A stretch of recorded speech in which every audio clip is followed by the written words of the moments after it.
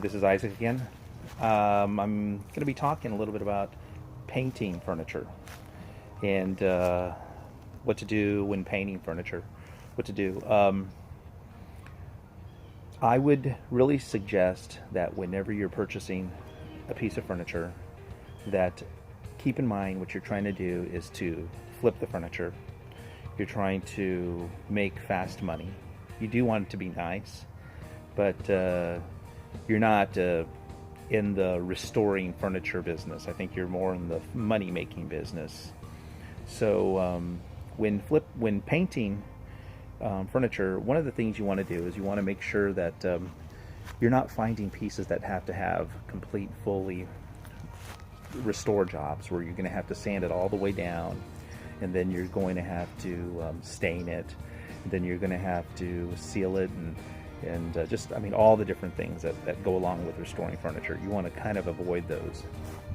I mean, unless that's just what you love doing. I'm not trying to dog that, but I would much rather buy, sometimes I'll go out and I'll find a chair, and the chair needs to be, you know, painted. It's kind of ugly. Maybe the upholstery needs to be redone on it or something very basic.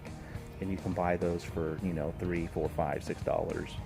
And all you got to do is use primered paint. And I love using primered paint, the Krylon primered paint, spray paint. You can use that to just clean it off. You know, you want to make sure there isn't like a real shiny varnish on it. If there is, you're probably going to have to primer it twice. You know, primer it and then use actual primer paint, and then use the primered Krylon. But and then, especially with pieces of furniture that have lots of dings and defects on it, what I'll usually do is distress it, where you'll get like a mouth sander and distress all of, the edges of it. And on another video I'll show you some of the distressing on it and how to do that.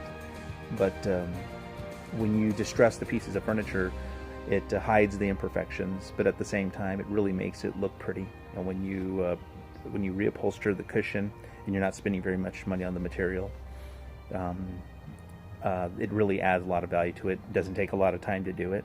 You didn't have to do a full sanding on it, and probably took you maybe 30 minutes of time, and you're in it as far as the spray paint and the sander and all that, not very much money. So that that $5 chair can turn into a $75 or $80 chair, and you can make a lot of money that way. And your time is worth a lot. I'm telling you, your time is worth a ton.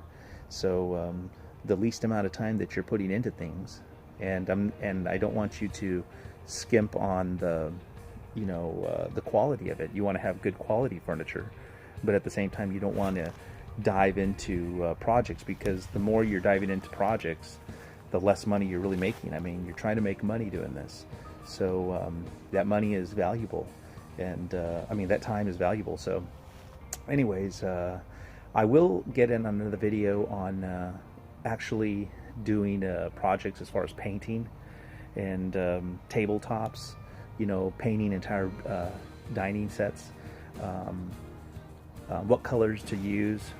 Keep it real basic: white, shabby chic, black.